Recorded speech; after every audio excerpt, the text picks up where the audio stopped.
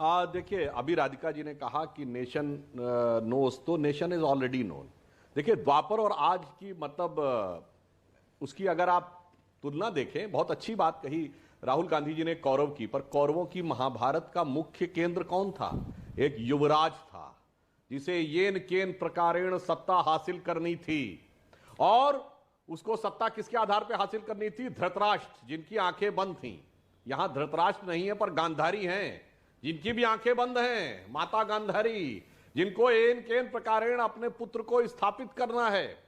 और इतना ही नहीं, वो ऐसा युवराज था कि सभा महाराज युधिष्ठिर की होती थी, पर वो अहंकार के साथ खड़े होकर जब द्रौपदी का चीरहरण होता था तो वह आदेश देकर कहता था, पितामह भीष्म, पितामह आप बैठ जाइए, कृपाचार्य द्रोणाचार्य आप बैठ जाइए। पितामह भीष्म के रूप में 10 वर्षों तक डॉक्टर मनमोहन सिंह विवश होकर उसी युवराज की तरह कभी कब्जादेश फाड़ा गया, कभी उनका अपमान किया गया, वो हस्तिनापुर के सिंहासन से बंधे रहे। और अब मैं आपकी बात का उत्तर देता हूं अमित जी। द्वापर युग में केवल धर्म और अधर्म था, और युवराज दुर्योधन के लिए महाभारत का प्रसिद्ध वाक्य है, उससे जब कहा जाता है तुमने इतना पढ़ा लिखा, तुम्हें धर्म नहीं पता, तो जानते क्या जवाब देता है? कहता है, जानामि धर्मम नचमे प्रवृत्ति, जानामि अधर्मम नचमे निवृत्ति। यानी धर्म क्या है मुझे पता है, पर क्या करूं, मेरी प्रवृत्ति नहीं है, उसमें टेंडेंसी नहीं है।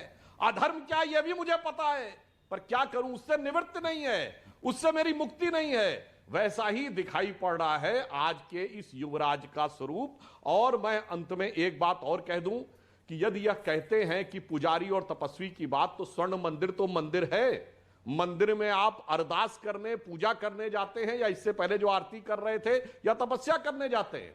क्योंकि आपकी नजर में यह पुजारियों का देश नहीं, मैंने मान लिया, आपकी नजर में पुजारियों का देश नहीं है, जॉर्ज पुनिया जैसे पादरियों का देश है, जो ये कहते हैं कि देश की धरती से मुझे इतनी नफरत है कि मैं जूते इसलिए पहनता हूं कि उस पर टच ना हो जाए। ठीक है, राधिका खेड़ा, नफरत बांटते बांटते अब आपको लग रहा है कि प्यार बांटना चाहिए, लेकिन क्या आपको लगता है कि ये कौरव और पांडव का एग्जाम्पल, और उसमें पांडवों को बता दिया गया कि उनके साथ कई सारे धर्म थे, ये एक बार फिर गलती से मिस्टेक हो गया है, और उस मिस्टेक को छुपाने के लिए एक शाउटिंग मैच खेला जा रहा है यहां पर कि नफरत बांटी जा रही है, आप लोग हमें सुनना नहीं चाहते। ऐसा क्यों?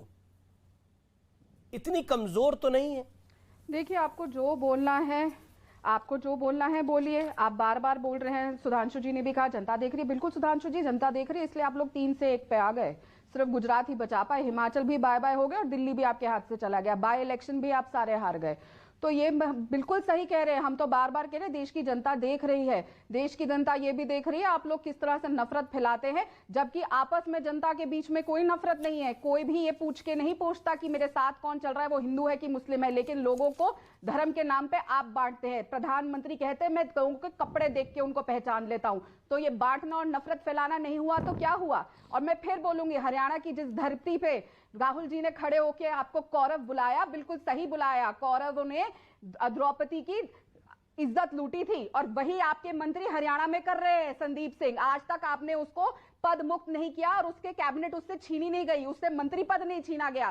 तो आप लोग तो वही कर रहे हैं जैसे दुर्योधन के लिए सारी की सारी कौरव खड़े हो गए थे, यहाँ पे आप लोग संदीप के लिए खड़े हुए, आप अपने हर एमएलए के लिए खड़े हुए हैं। मैं फिर बोलूंगी, बताइए आप कब आपकी महिला बाल विकास मंत्री स्मृति ईरानी जी की आप बहुत इंटरव्यू लेते हैं ना, बड़ी उनकी तारीफ करते हैं अमीश जी, बोली क्या वो एक बार भी आके उस लड़की के लिए, वो कोच के लिए स्मृति ईरानी से आपको बड़ी दिक्कत बोली है? उस एक भी जी क्यों नहीं होगी? क्योंकि वो देश की महिला बाल विकास मंत्री है। जब उन्हीं के विषय नहीं है लोगों को, महिलाओं को छेड़ते हैं और वो चुप रहे, महिला विकास मंत्री कभी नहीं बोलेंगी।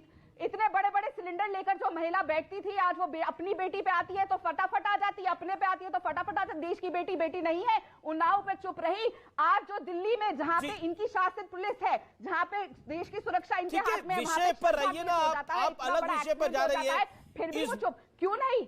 बिल्कुल विषय है, ये सब विषय है, ये सब विषय है जिसके खिलाफ भारत जोड़ो यात्रा चल रही है। मैडम, इस देश के अंदर 375 विषय हैं, सब विषय 50 मिनट में हम डिस्कस नहीं कर सकते ना। तो जो विषय आज चूज किया, जो आपकी पार्टी को बताया, उस पर आधारित रहिए, मेरा निवेदन है। महंगाई पे डिबेट कब करी आपने? हाँ, महंगाई पे करता हूँ, बताइए। महंगाई पे मैं करता हूँ। हिमाचल में बात पेट्रोल कब करी? 3 रुपए बढ़ा दिया है। बात कब करी? हिमाचल में बात डीजल 3 रुपए जब बढ़ा LPG का दिया है। सिलेंडर बढ़ा, इसके पीछे जब क्या 2 कारण है? जब 2 हिमाचल में रुपए डीजल हर 3 महीने रुपए बढ़ दूध गया। का दाम बढ़ता है। मैडम, ये आप डिबेट पे। अनफेयर कर रही है, अब अनफेयर कर रही है कितनी लगातार डिबेट करी बोलकर। आपने? आप महंगाई पर अरे, चर्चा करना हिमाचल चाहती है, के ऊपर बढ़ते हैं, आप बाकी तो लड़कियों पूरे की देश में सिक्योरिटी पर कांग्रेस की चर्चा करना सरकार है चाहती ना। है। बेसिकली आप कोई थोड़ी तो चर्चा नहीं शर्म करना करिए चाहती, अमित जी, आप थोड़ी कोई तो चर्चा शर्म नहीं करना करिए। चाहती, आप खिलाड़ो थोड़ी तो डालना शर्म चाहती है। करिए ना, एक सेकंड। करिए मध्य प्रदेश में सबसे महंगा पेट्रोल डीजल जी क्यों है? जी जी, करिए मैं सब उसके विषयों ऊपर पे कर रहा हूँ डिबेट। चर्चा। चुनाव आ रहे हैं, वहाँ पे बात अपनी करिए, वाणी को कब विराम करेंगे? दीजिए मैडम, पिछले 3 लगातार महीने बोल में रही हैं कब आप। करी आपने मध्य मैडम, प्रदेश आप में लगातार बोल रही हैं। कीमत पे डिबेट? मैडम, बताइए, मैडम, तारीख बताइए, लगातार मुझसे आप बोल सवाल रही करें, है आप बताइए। हिमाचल के अंदर 3 रुपए,